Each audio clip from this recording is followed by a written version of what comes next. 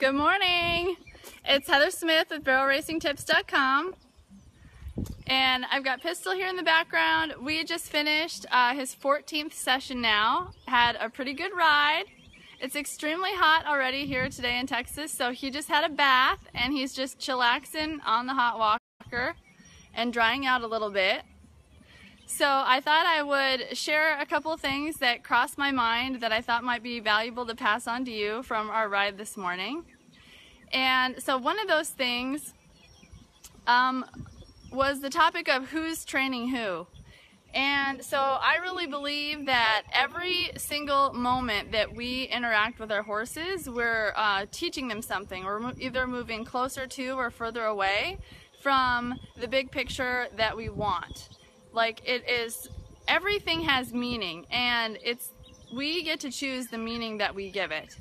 And so one of the things I noticed that he was doing, and like I said in the, I've mentioned before that since we're just starting to get him in shape, I'm not really focused on doing a lot of small, hard, dynamic circles. We're just starting out, like keeping it kind of slow and easy and gentle and doing more straight lines. So as I'm conditioning him, I just go around the rail like quite a bit, and so he was kind of hugging the rail of the arena like a little bit closer than I really wanted, and I caught myself holding the rein out like to the inside just a little bit, like over on the inside of his neck instead of right over the middle.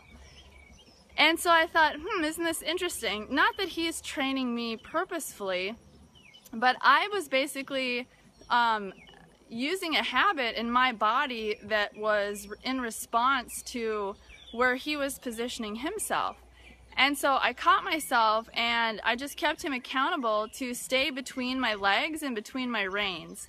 And so this is really a biggie. And so this is a way that like we end up getting trained to sort of contort our bodies or hold our hands or even weight our stirrups in a specific way in response to how our horse is using themselves. When the truth is what we really need to do is shape our horses up and say, no, it's your responsibility to stay square between my reins and legs at all times unless I ask you to do something different.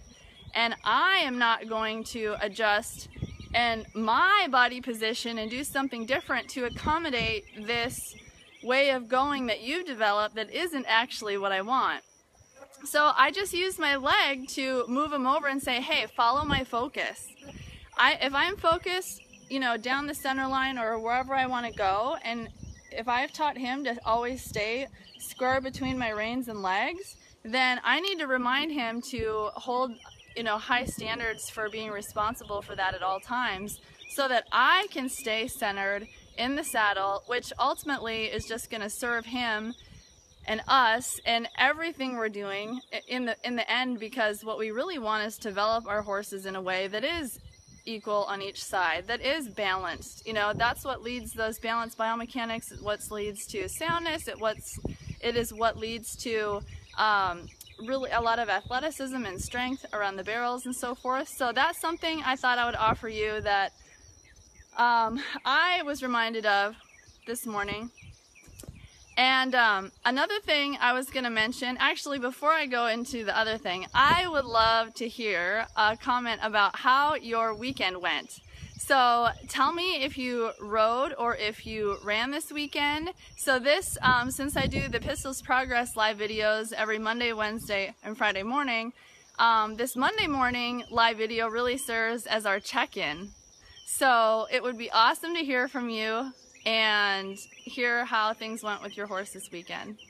So I mentioned in my stories, last night I posted a picture of .com having a little alfalfa snack in the trailer, and that sometimes we, if we're not going to be using the trailer a whole lot for a specific time, we will park it in the pasture and just leave the doors open, and then Craig will toss like a flake of alfalfa in there, and then we'll just, as .com, he's turned out in his own pasture, and he can step in and out of the trailer like whenever he wants to basically just have has something good to eat, a special treat, and then he just hangs out and veges out in there. And he has never shown any hesitation to load whatsoever, but he has in the past shown little signs of like nervousness in the trailer where and we've worked with him a lot on this, but and building confidence in his feet and so many things, but part of it also is like creating positive associations for our horses.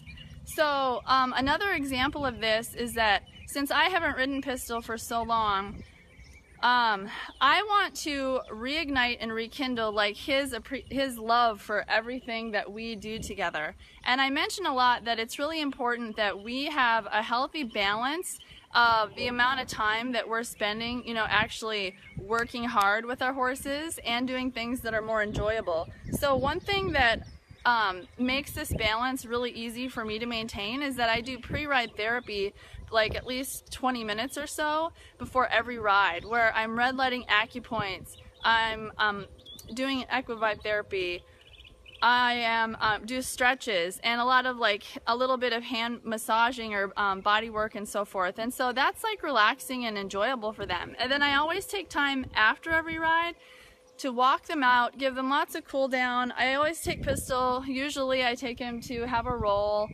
Sometimes we do a little bit of hand grazing. So there's a healthy ratio of things that are legitimately things that they enjoy and look forward to. The other thing that's important, I think, is that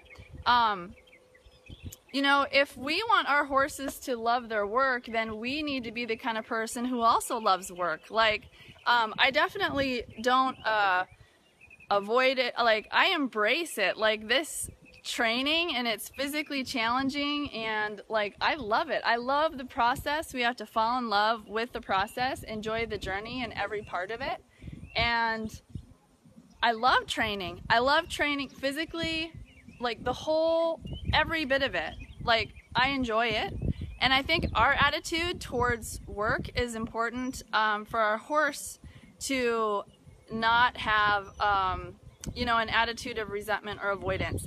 The other thing is that I always give myself quite a bit of time in advance to actually prepare for my goals, so that I'm less likely to feel forced to like, oh, the hammer's down, we have got to get this done. You know, and I mean, that sort of pressure, it's like really hard to maintain a good attitude with our horses when they're feeling that pressure, and when we're maybe catch ourselves being more firm with them than we'd like because we're trying to meet some deadline. So then I think it's really important that we don't set unrealistic deadlines to begin with. And then on the other hand too, it's really important that we are honoring like our own personal development and putting the effort into becoming better trainers all the time, because things become hard when we're not presenting things to our horses in a way that they easily understand. That's when it becomes stressful. And if we are going through and taking them along in a way that's methodical, like there's no part of, like, we shouldn't be having these like big like low spots and challenges and so forth. Like, there's a reason and an explanation for everything that our horses offer, and we can accept that all as feedback and tweak and tune as we go. But sometimes we have to extend our timelines, sometimes we have to adjust our goals, but there's no part of it that needs to be full of like tension or angst. And I think that's a big part of creating that positive association for our horses so that they really enjoy their work and look forward to it. And so on that topic, what I was going to get into, yeah, thanks Sharon, I love your comment. So what I was saying about creating a positive association, so I've never really had a horse that was aversive to being bridled. And here's the thing, the reason that I don't have a lot of these quirks and these problems is that I don't allow opportunity for them to develop, period. And so if anything like starts to head that direction, like I cut it off at the pass immediately, and I don't live with things that can be fixed. And so Pistol years ago was diagnosed as a head shaker, and so the symptoms of this issue are largely under control. It's not so much an issue anymore. But when we were figuring out what was going on with him, we thought he had something wrong with his ears. And so we were at the vet, like digging in his ears and doing all this, putting stuff in his ears and doing all this stuff. And we basically created a problem where suddenly now he's bad about his ears because we've like tortured him, like trying to figure this out. So sometimes, every once in a while, he'll be, when you go to mess with his ear, and legitimately he does have a little bit of the nerves that are kind of misfiring around his pole area, that's a contributing factor. But he also is kind of haunted by that. I don't know if I really want you to mess around with my ears. And so anyway, we've really moved past that, and through training, by undoing the thing that we created there. But at the same time, I'm always careful when I go to bridle him to make sure that I'm always maintaining good habits. And so one of the things I do is that, and he never had an issue, it's not about the bridling him or whatever, but I just want to make sure that he completely forgets that he ever had an aversion about his ears, or I want him to just like not even have that be a factor. So sometimes, especially now that I'm just getting started riding him and so forth, I put a little bit of honey in a little plastic container with a lid on it, and I just like dipped his bit in that honey, and then I'll just slip it on him. And so now I have developed this positive association in this habit where like I go to bridle him and he's like hunting for the bit. And he's like, give it to me, you know? And so he doesn't even remember, he doesn't even think twice about having an issue or being a little bit hesitant about like, are you gonna touch my ears? But anyway, like I said, that's just creating these positive associations is just part of it. There's a lot of approach and retreat and timing and, you know, getting horses accepting of being touched anywhere we want. Another big thing, like when it comes to a horse who has an issue with being bridled, is that if we've taught them to lower their pole when we just squeeze like behind their ears, then and then they get like the release when they lower their head, and that we don't allow them to hold it up away from us, and we just take the time to develop those positive habits, it should never even be an issue. But I mentioned in my stories what we do at .com to create a positive association. That's another little thing you can do with the bridle. Even if your horse, you know, you've done your homework, they yield to pressure, they have no issues with a bit. It's just one of those things that we can do to create and maintain a positive association where they're like seeking like the things that we do with them on a regular basis, like they look forward to it. Like you're giving them a reason for them, there's something in it for them. So one more thing I'll leave you with on this topic is that I didn't actually work around the barrel very much today. And so I kind of spot checked where he was at. I took a little bit of footage of it for you on Friday, and that was his first real ride in this process of getting him back into shape after a few weeks of conditioning him on the ground. And there's a specific reason why I didn't work the barrel today. And it's because his work on that barrel, that little bit that I did on Friday, didn't really feel that great.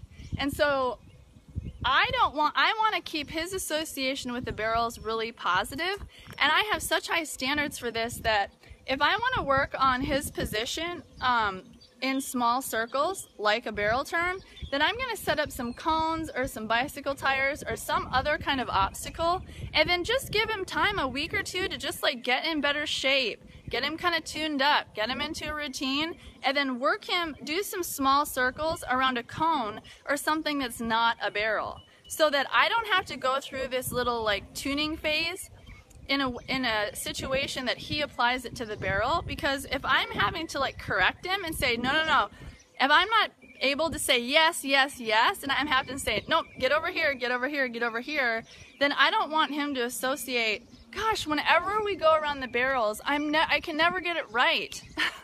You know, so if I just spend a couple weeks doing the same, what I would do around a barrel, but doing it around cones instead, I can maintain and keep his positive association with the barrels, so that in a week or two, when I go to start working him on the barrels, all the ingredients that I want and need are gonna be there. And it'll be nothing but, good boy, yes, you're doing so awesome. And he's like, yeah, you know, it changes how they associate and how they feel and how they think about the barrels.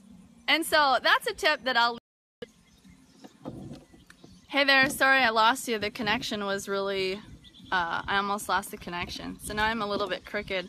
But anyway, I was just getting ready to sign off. So, there's Pistol. I'm going to maybe walk him around a little bit more. I really wanted to turn the hot walker on and let him continue walking while he's drying off from his bath.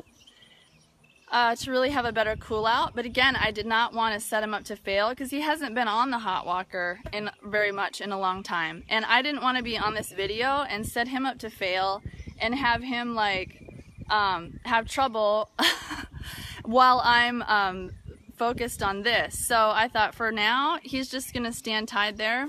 And again, that's just another way where I'm going to set myself up for my horse up for success in every single thing I do, because I don't want to have I want to prevent them from having a negative experience or from going through and doing anything that is not in alignment with what I want and where we're headed. So it's something that I think about, and everything I do, I'm like shaping and putting the odds in our favor and in his favor at every moment. So I hope this is helpful to you. We'll be, I plan on being back Tuesday evening for Q&A Tuesday, and then I'll be back Wednesday morning. It's actually the 4th of July, but I will be home here exercising Pistol since he's not ready to be going down rodeo road quite yet. So we're staying close to home, and I'll tune in with you Wednesday morning for another episode of Pistol's Progress. So I will see you then. Thank you so much for joining me.